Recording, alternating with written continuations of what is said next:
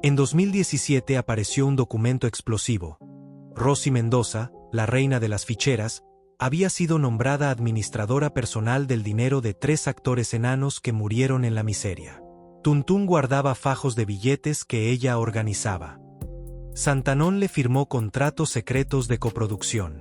Y Margarito le regaló un departamento en la Colonia del Valle. Pero cuando todos murieron, esos papeles desaparecieron misteriosamente. Esto no es una historia de glamour, amigo. Es la historia de pactos que nadie se atrevió a contar hasta hoy. Pero antes de contarte cómo se descubrió todo esto, necesitas entender quiénes eran estos hombres y por qué eligieron a Rosy para proteger sus secretos más íntimos. Tuntún, Santanón y Margarito no eran simples actores cómicos. En el México de los años 70 y 80, estos 3 hombres movían dinero en efectivo, manejaban contratos millonarios y tenían acceso a los círculos más cerrados del espectáculo. El problema es que nadie los tomaba en serio. Su estatura los condenaba a ser vistos como chistes vivientes, aunque detrás de cámaras eran empresarios astutos. Y ahí es donde entra ella. Rosy Mendoza no solo era la vedette más deseada de México. Era inteligente, calculadora y sabía moverse en un mundo de hombres donde pocas mujeres duraban más de 5 años. Mientras otras actrices caían en el olvido o en la adicción, ella construyó algo que nadie más logró: una red de protección formada por los 3 hombres más subestimados del cine mexicano. Pero había algo que el público nunca supo. Estos acuerdos no eran solo de amistad. Eran pactos financieros documentados que cambiarían para siempre el destino de todos. Para entender cómo llegaron a ese punto, hay que regresar a los cabarets del México nocturno. El Capri, el Marroquí, el Río Rosa, lugares donde se mezclaban empresarios, políticos y narcos. Ahí el dinero corría como el tequila, y las vedettes eran tratadas como reinas por una noche, pero olvidadas al amanecer. Rosy era diferente. No solo bailaba, construía relaciones. Cada presentación era una oportunidad para conocer a alguien influyente, para cerrar un trato, para asegurar la siguiente película. Y cuando saltó al cine de ficheras a mediados de los 70, ya tenía claro que el talento no bastaba. Necesitaba aliados poderosos. El cine de ficheras era despreciado por la crítica, pero adorado por el pueblo. Llenaba salas, generaba millones y mantenía viva a toda una industria. Las productoras pagaban poco a los actores, pero las películas se filmaban en semanas y se estrenaban en cientos de cines populares. Era un negocio redondo donde todos ganaban, menos los actores, que rara vez veían regalías. Ahí fue donde Rosy conoció a los 3 hombres que cambiarían su vida: Tuntún, Santanón y Margarito. Ellos aparecían en casi todas las películas del género, siempre en papeles secundarios, siempre como alivio cómico. Pero lo que nadie sabía es que también eran inversionistas ocultos de varias producciones. Santanón, por ejemplo, había puesto dinero en al menos 5 películas sin aparecer en los créditos como productor. Tuntún cobraba en efectivo y luego prestaba dinero a otros actores con intereses. Y Margarito tenía propiedades en el centro de la Ciudad de México que rentaba a teatros y estudios de grabación. Eran ricos, pero invisibles. Poderosos, pero despreciados. Y en Rosy encontraron algo que el dinero no compraba: respeto público. Lo que vino después cambió todo el juego, porque lo que comenzó como amistad profesional pronto se convirtió en algo mucho más complejo. Tuntún era reservado, desconfiado y obsesivamente cuidadoso con su dinero. Había crecido en la pobreza y jamás olvidó lo que era no tener nada. Por eso, cuando comenzó a ganar bien en el cine, tomó una decisión que hoy parece absurda. Nunca abrió una cuenta bancaria. Todo lo manejaba en efectivo. Fajos de billetes escondidos en su casa, en cajas de seguridad privadas, incluso en maletas bajo la cama. Pero conforme fue envejeciendo, el miedo lo consumió. ¿Qué pasaría si lo asaltaban? ¿Qué pasaría si moría y nadie sabía dónde estaba su dinero? Fue entonces cuando Rosy se ofreció como administradora personal. Según los rumores de los pasillos, ella le organizaba sus ingresos, llevaba un registro escrito de cada pago y le daba un porcentaje mensual para sus gastos. A cambio, Tuntún firmó un documento donde la nombraba beneficiaria de ciertos activos en caso de fallecimiento. La relación era tan cercana que Rossi llegó a vivir temporalmente en la misma colonia que él, supuestamente para estar más cerca y ayudarlo mejor. Algunos compañeros de rodaje contaban que Tuntún la llamaba mi contadora, y que jamás tomaba una decisión financiera sin consultarla primero. Sin embargo, uno de ellos guardaba un secreto que explotaría décadas después. Santanón era el más ambicioso de los tres. No quería ser recordado solo como el enanito gracioso. Soñaba con producir, con dirigir, con dejar un legado. Pero los empresarios no lo tomaban en serio. Necesitaba un rostro presentable, alguien con prestigio que avalara sus proyectos. Rossi fue su salvavidas. Juntos formaron una sociedad extraoficial donde ella ponía el nombre y él ponía el dinero. Produjeron espectáculos en teatros de revista, organizaron giras por provincia y hasta intentaron lanzar una línea de perfumes con la imagen de Rossi. Pocos de esos proyectos prosperaron, pero dejaron un rastro de contratos firmados, fideicomisos ocultos y acuerdos notariales que jamás se hicieron públicos. Cuando Santanón murió en los años 80, Rossi estaba en su testamento.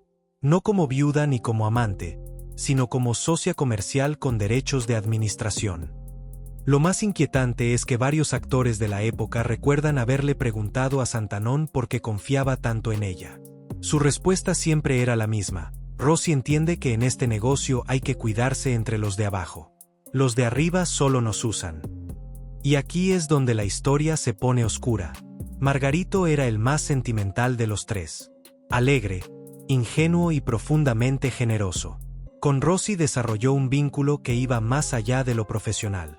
Ella lo acompañaba a presentaciones, lo defendía cuando otros actores se burlaban de él y le organizaba fiestas sorpresa en sus cumpleaños. Pero el gesto que todos recuerdan sucedió a principios de los 80. Margarito le obsequió un departamento en la Colonia del Valle. Un inmueble valuado en lo que hoy serían cientos de miles de dólares. La explicación oficial fue que se trataba de un agradecimiento por años de amistad. La realidad es que nadie regala algo así sin esperar nada a cambio. ¿Qué recibió Margarito? Compañía, presencia, la ilusión de tener a alguien cerca que lo valorara. Cuando cayó enfermo décadas después, fue Rossi quien organizó algunos homenajes para recaudar fondos. Pero cuando él murió, el departamento seguía a nombre de ella. Hay una anécdota que pocos conocen. En una entrevista de 1998, Margarito mencionó de pasada que tenía propiedades en buenas manos y que no le preocupaba el futuro. Nunca dijo nombres, pero quienes lo conocían sabían exactamente a quién se refería. Lo que pasó en 2017 dejó a todos en shock. En 2017, una escaboradora de un productor del cine de ficheras habló por primera vez. No lo hizo en televisión ni en una revista grande. Fue en un blog olvidado, en una entrevista que pocos leyeron pero que encendió todas las alarmas en el medio artístico. Ella afirmó que durante años manejó documentos confidenciales de varias producciones, y que entre esos papeles encontró contratos firmados por Tuntún y Santanón donde se nombraba a Rossi Mendoza como administradora personal de ingresos. También mencionó que existía un testamento de Margarito donde ella aparecía como beneficiaria de bienes específicos. La bomba no explotó porque la mujer no tenía pruebas físicas. Dijo que los documentos habían desaparecido misteriosamente meses después de la muerte de Margarito, quien falleció ya entrado el nuevo milenio, solo y sin recursos, a pesar de haber sido millonario en su mejor época. ¿Rossi los destruyó? ¿Alguien más los hizo desaparecer para protegerla? Nunca lo sabremos. Pero hay algo que sí sabemos. Cuando la noticia comenzó a circular tímidamente en redes sociales, Rossi no dio ninguna declaración. Ni desmentido ni confirmación. Solo silencio. Un silencio que, para muchos, fue la respuesta más clara. Pero la verdad más dura aún no la he contado. Lo más impactante de todo esto no es que Rossi haya recibido dinero o propiedades. Es que los tres hombres murieron en circunstancias muy diferentes a las de ella. Tuntún falleció en los 90 sin gran fortuna. Santanón en los 80, después de años de declive. Y Margarito terminó sus días enfrentando la pobreza y la enfermedad, olvidado por la industria que lo hizo millonario. Rossi, en cambio, Se retiró con seguridad económica, con propiedades y con un perfil bajo que le permitió vivir tranquila lejos de los reflectores. Nunca dio entrevistas largas. Nunca habló de su pasado con los tres actores. Y cuando le preguntaban por ellos, solo sonreía y decía, fueron grandes amigos. Hoy, cuando alguien menciona a Rosy Mendoza, la imagen que viene a la mente es la de una diosa del cine de ficheras. Elegante, magnética, inalcanzable. Pero detrás de esa imagen había una mujer que entendió algo fundamental. En el espectáculo mexicano de los 70 y 80, el talento te abría puertas, pero las alianzas te mantenían adentro. Los tres actores enanos le dieron algo que ninguna otra vedette tuvo: protección financiera, respaldo empresarial y lealtad inquebrantable.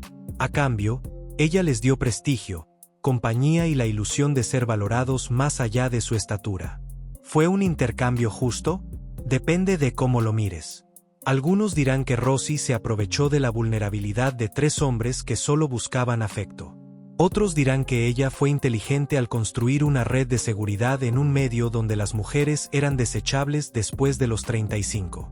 La realidad es que en el México del espectáculo nocturno todo se manejaba en las sombras.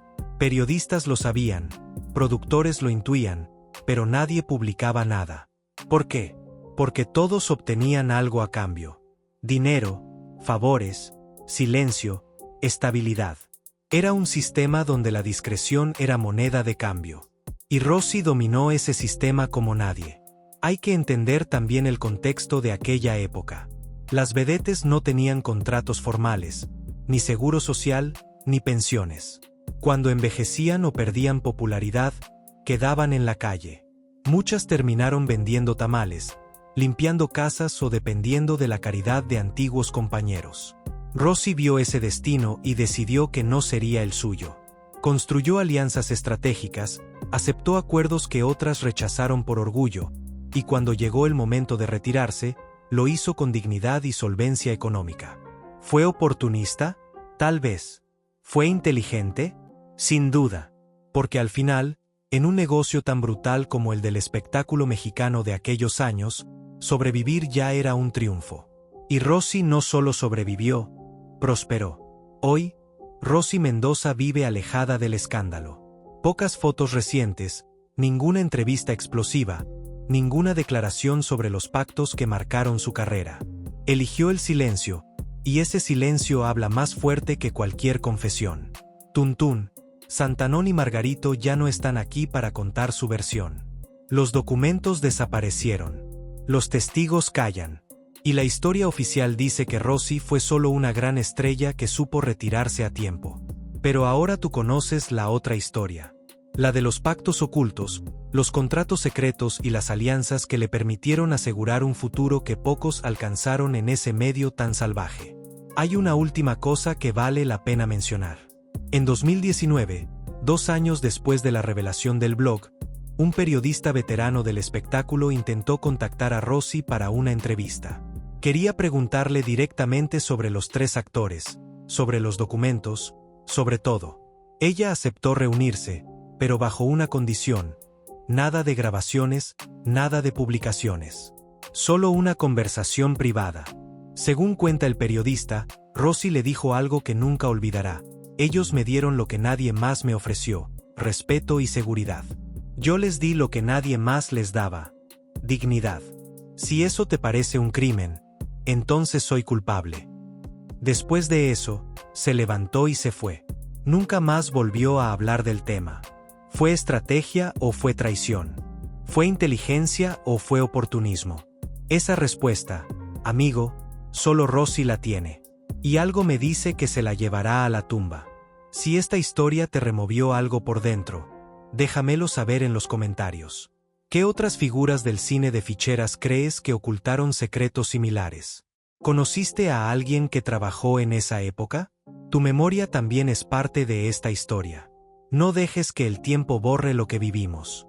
Nos vemos en el próximo video. Porque en el espectáculo mexicano, las verdades nunca mueren, solo se esconden mejor.